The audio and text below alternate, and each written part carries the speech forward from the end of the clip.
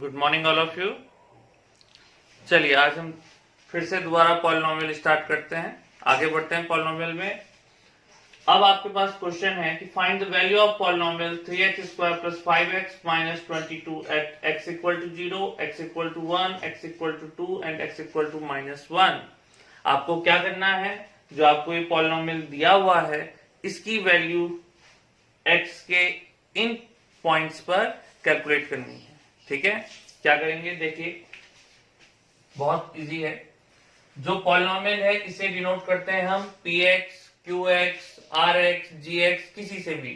तो सपोज मान लो आप कि जो आपको पॉलिनोमियल दिया हुआ है वो px है, तो px = 3x² + 5x - 22।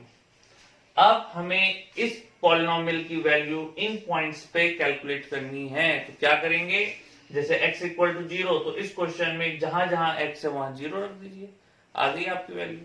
तो क्या करेंगे, एट x = 0 इस पे पॉलिनोमियल की वैल्यू क्या होगी, p0। जहां x है वहां ये वैल्यू रख दीजिए, जैसे 0 है तो 0 रख देंगे, 2 है तो 2 रख देंगे। तो p0 क्या हो गया, 3 0² + 5 × 0 - 22। कैलकुलेट कीजिए, 0² 0 0 × 3 0 हो जाएगा, 5 × 0 0 हो गया। आपके पास क्या बचा, -22। यही हमारी इसकी वैल्यू। तो p0 आपके पास क्या आ गया, क्या आया, -22। इसी तरह अगर मैं यहां पर बोलूं कि हम कैलकुलेट करते हैं, चलिए x = 2 को, तो क्या होगा आपका क्वेश्चन, p2 = 3x² मीन्स 2² + 5 × 2 - 22। यहां देखिए 2² 4 4 3 12 प्लस 5 2 10 - 22।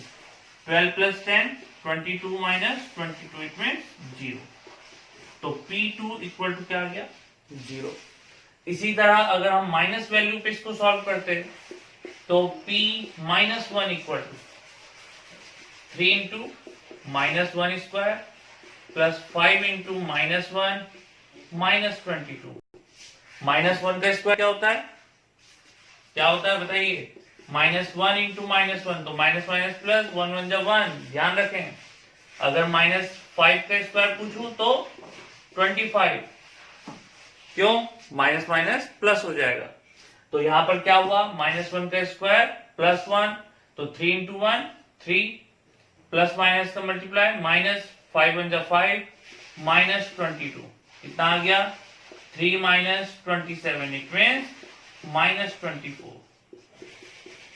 तो इस तरह आप किसी भी पॉलिनोमियल की वैल्यू कैलकुलेट कर सकते हैं, जो भी आपको पुट करने के लिए दिया जाएगा कि इस वैल्यू पे आप पॉलिनोमियल की वैल्यू निकालिए। ठीक है, अब आप यहां पर से एक मेन पॉइंट समझो कि यहां पर क्या हुआ कि जब हमने इस पॉलिनोमियल पर x = 0 रखा तो वैल्यू थी -22, 2 रखा तो 0 आया, -1 रखा तो -24 आया।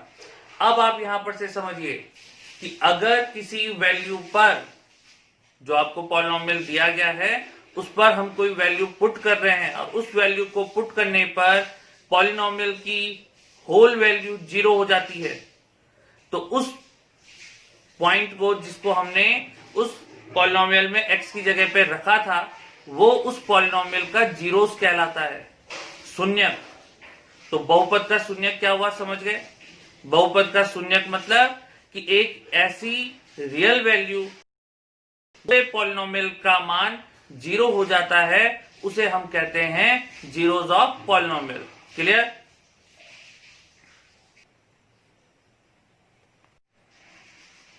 तो अभी आपको मैंने क्या बताया कि किसी पॉइंट पर अगर पॉलिनोमियल की वैल्यू 0 हो जाती है तो उस पॉइंट को, उस पॉलिनोमियल का हम जीरोस यानी कि शून्यक कहते हैं। एक बहुत इंपॉर्टेंट पॉइंट है, इसे आप ध्यान से समझें। तो यहां से आप इसकी डेफिनेशन देखिए कि what is the zeros of polynomial. Let px be a polynomial, if pa = 0 then we can say that a is a zero of the polynomial of px.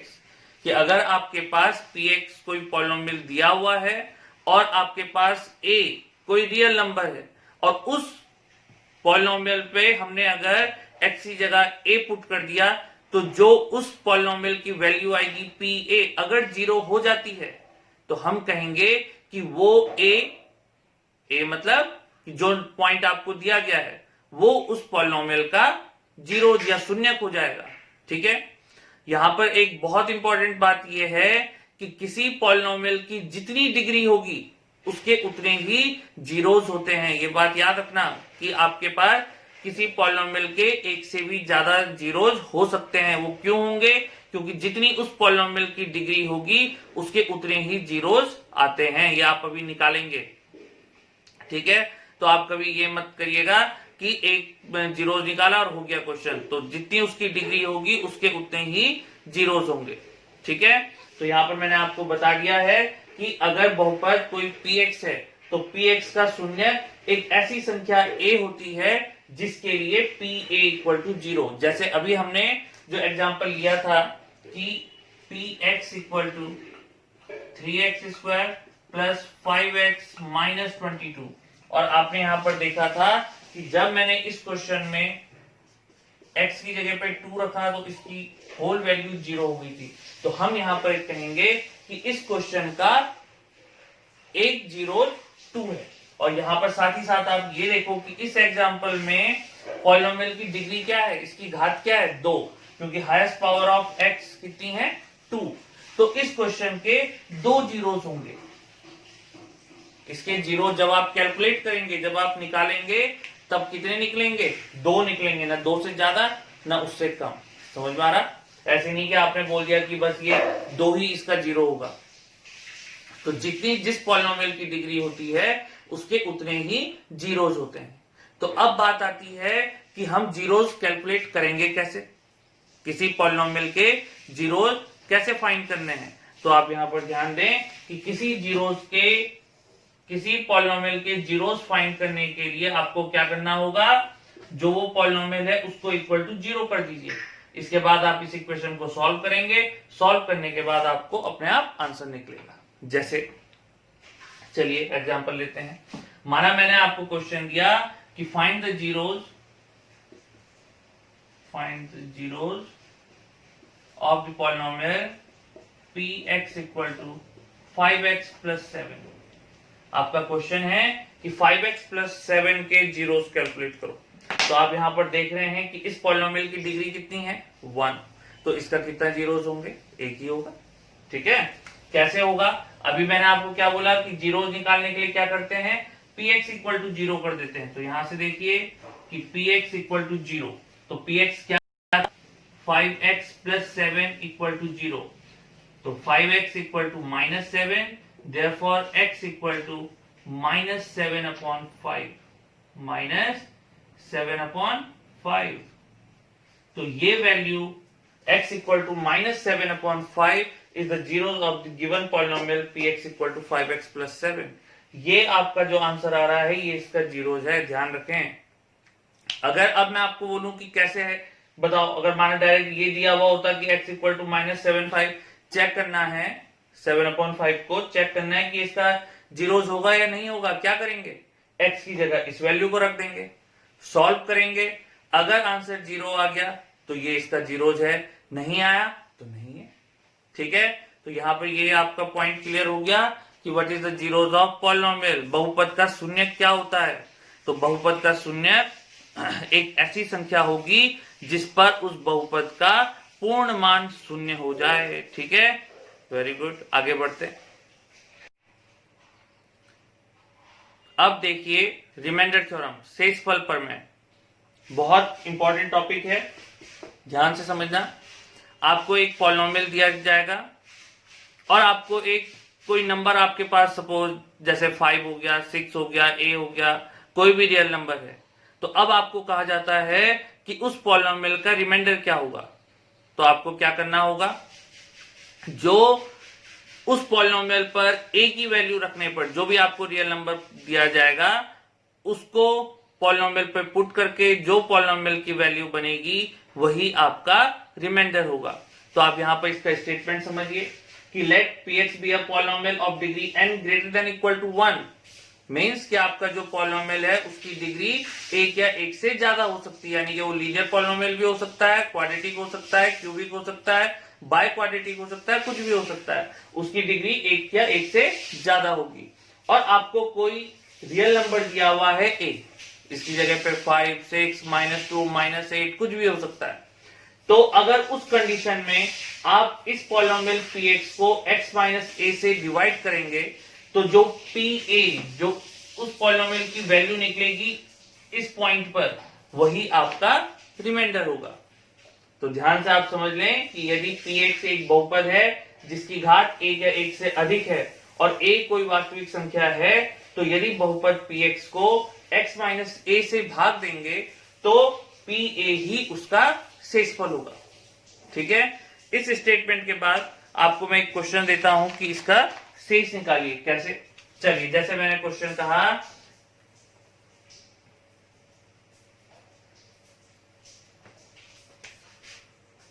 x³ + 3x² + 6x - 8।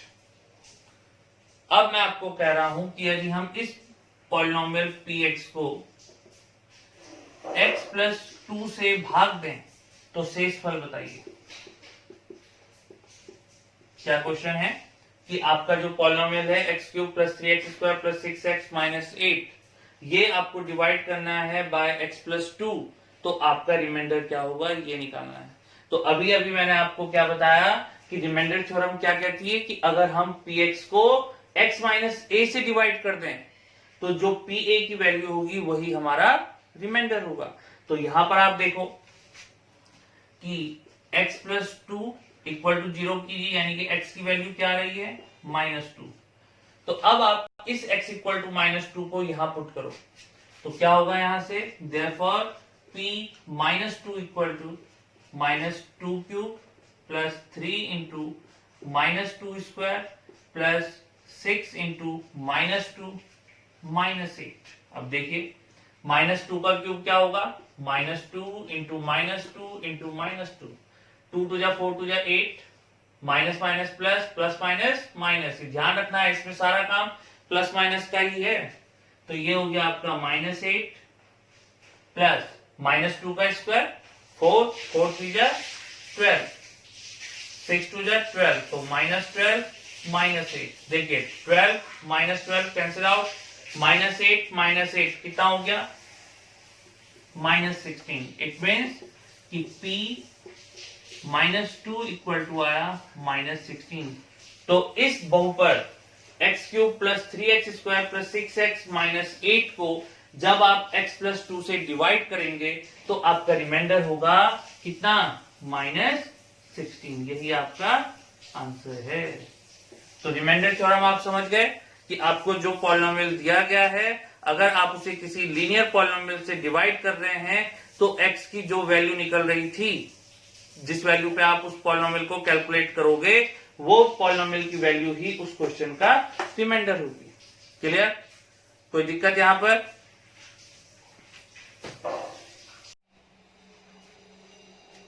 आगे बढ़ते हैं। Factor theorem, गुणनखंड प्रमेय। अब गुणनखंड प्रमेय में क्या होगा, आपके पास कोई पॉलिनोमियल है जिसकी डिग्री 1 से ज्यादा हो, मतलब द्विघाती बहुपद हो, क्वाड्रेटिक पॉलिनोमियल या क्यूबिक पॉलिनोमियल, कोई सा भी पॉलिनोमियल हो, बस डिग्री उसकी क्या होनी चाहिए 1 से ज्यादा, और आपको कोई नंबर दिया गया है a। तो अब आपके पास जो फैक्टर थ्योरम है वो ये बताती है कि यदि सपोज आपको पहले ही बता दिया गया है कि pa = 0 है, मतलब आप उस वैल्यू में अगर उसको रख रहे हैं तो आंसर क्या आ जा रहा है 0। उस पॉलिनोमियल का आंसर 0 है उस पर्टिकुलर पॉइंट पर, तो तब हम कहेंगे कि x - a उस पॉलिनोमियल का एक क्या है, गुणनखंड है। जैसे सपोज मैंने कहा कि हमारा कोई पॉलिनोमियल था और x = a पर मैंने उसे चेक करा, और चेक करने के बाद हमें ये पहले ही पता है कि इसका आंसर 0 आ रहा है। क्वेश्चन में दिया गया है कि pa = 0 है। इस वैल्यू पर पॉलिनोमियल की वैल्यू क्या आ रही है 0। इस पॉइंट पर पॉलिनोमियल की वैल्यू 0, तो हम कहेंगे कि इसको अगर मैं इधर ट्रांसपोज कर दूं तो कितना हो जाएगा x माइनस ए। तो इसका मतलब कि x माइनस ए उस पॉलिनोमियल का एक फैक्टर है। ठीक है, या इसी का उल्टा हम क्या बोलें कि अगर हमें पहले से ये पता है कि x माइनस ए उस दिए हुए पॉलिनोमियल का एक फैक्टर था, तो इसका मतलब ये अंडरस्टूड होगा कि इट मींस कि उस पर्टिकुलर पॉइंट पर पॉलिनोमियल की वैल्यू क्या हो जाएगी, 0।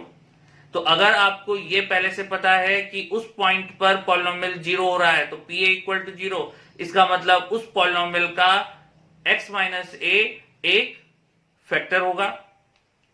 जो पॉलिनोमियल जितनी डिग्री का होगा उसके उतने ही फैक्टर होते हैं। अगर पॉलिनोमियल की डिग्री 3 है तो उसके 3 फैक्टर होंगे, जिसमें से एक फैक्टर आपका ये x माइनस ए हो जाएगा। ठीक है, और अगर आपको पहले से ये बता दिया गया है कि ये चीज जैसे x प्लस 5, x माइनस 7 जो पॉलिनोमियल आपको दिया जा रहा है उसका एक फैक्टर है, तो इट मीन्स क्या होगा कि अगर x प्लस 5 किसी पॉलिनोमियल px का एक फैक्टर है, ये हमें बता दिया गया है, तो इसका मतलब हमने खुद समझना है कि x plus 5 equal to 0, it means x equal to minus 5। तो माइनस 5 पर पॉलिनोमियल की वैल्यू क्या हो रही होगी, 0। तो p माइनस 5 इक्वल टू 0 हम सॉल्व करके आगे तब बढ़ते रहेंगे। ठीक है, इसे कहते हैं गुणनखंड प्रमेय। तो गुणनखंड प्रमेय क्या है कि let px be a polynomial of degree n greater than 1 and a be any real number, then if pa equal to 0, जो मैंने आपको बताया कि अगर आपको पहले से ये कंडीशन गिवन है कि at the particular point value of polynomial is 0, then x minus a is one of the factor of px। उस px का जितने फैक्टर हो रहे होंगे, कितने फैक्टर होंगे, जितनी डिग्री का पॉलिनोमियल है, तो उनमें से कोई एक फैक्टर आपको ये तुरंत पता चल जाएगा कि x माइनस ए उसका फैक्टर होता है। इसी का उल्टा अगर हम इसको दूसरी तरीके से बोलें, सपोज आपको ये गिवन है कि x minus a is the factor of px, then pa equal to 0। तो जो आपकी फैक्टर थ्योरम है उसकी ये दो कंडीशन है कि अगर आपको ये पता है कि pa इक्वल टू 0 है तो x माइनस ए आपका एक फैक्टर हो जाएगा, और अगर x माइनस ए कोई फैक्टर है तो उस पॉइंट पर पॉलिनोमियल की वैल्यू 0 हो रही होगी डेफिनेटली। ठीक है, ठीक, तो वही चीज मैंने यहाँ पर हिंदी में लिखी है कि यदि px घात n ग्रेटर देन 1 वाला कोई बहुपद है और a कोई वास्तविक संख्या है, तब यदि pa इक्वल टू 0 तो x माइनस ए उस px का कोई एक गुणनखंड अवश्य होगा। और यदि x माइनस ए px का गुणनखंड है, ये अगर हमें पहले से पता है कि वो उसका गुणनखंड है, तो फिर pa इक्वल टू 0 होगा ही होगा। ठीक है, तो अब यहां पर एक बात यह है कि फैक्टर क्या होता है, फैक्टर है क्या चीज। तो फैक्टर क्या होगा कि माना आपको दो पॉलिनोमियल दिए हुए हैं, एक px है एक qx है, और मैंने आपको कहा कि px को डिवाइड कीजिए qx से। px को हमें डिवाइड करना है किससे, qx से, और अगर डिवाइड करते समय रिमाइंडर आया 0, इट मीन्स कि वहां पर जो px था वो फुली डिवाइड हो गया किससे, एग्जैक्टली डिवाइड हो गया किससे, qx से। तो हम कहेंगे कि qx उस पॉलिनोमियल px का एक फैक्टर है। कहने का मतलब कि जब हम किसी पॉलिनोमियल को एक फैक्टर से एक दूसरे दिए गए पॉलिनोमियल से डिवाइड करते हैं और डिवाइड एग्जैक्टली हो जाता है, इट मीन्स कि रिमाइंडर 0 आ रहा है, तो हम कहेंगे कि एक जो आप जिससे आपने डिवाइड किया वो उस दिए हुए पॉलिनोमियल का फैक्टर है। ठीक है, ठीक है, कोई दिक्कत। अब आपको मैं कुछ क्वेश्चन देता हूं, आप उन्हें सॉल्व करें।